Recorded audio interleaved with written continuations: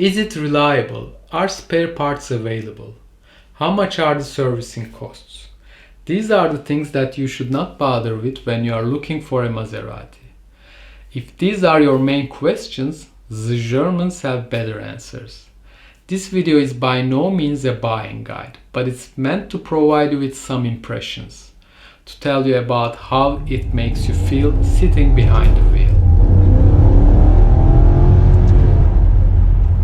So it's addressed not to your head, but to your heart. And frankly, we are talking about an ever-depreciating asset here. It probably would never be a classic, nor it will be a car that people would bother to put an LS engine in. So send your head to sleep and listen to the Ferrari sourced V8, which is nothing short of a precision musical instrument.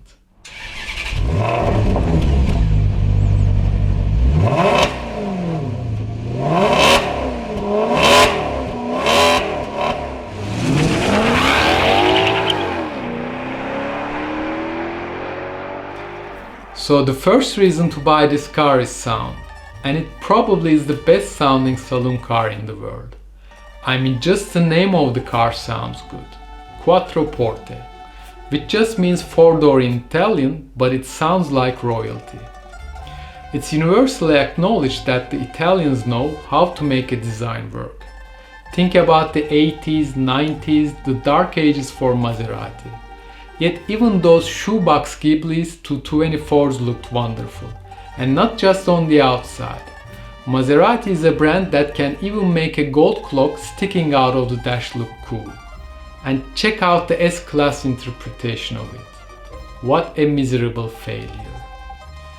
In short, Quattroporte's understated elegance cannot be matched by any of its German rivals, inside and out.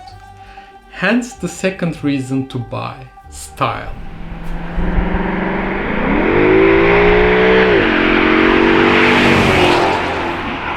Third and final reason, the drive. It's a 5-meter long car that weighs as much as a dump truck, and with not a torque but a peaky V8 engine that revs up to 8000 RPMs. So it should not work, right? Torque. It's got torque. Wrong.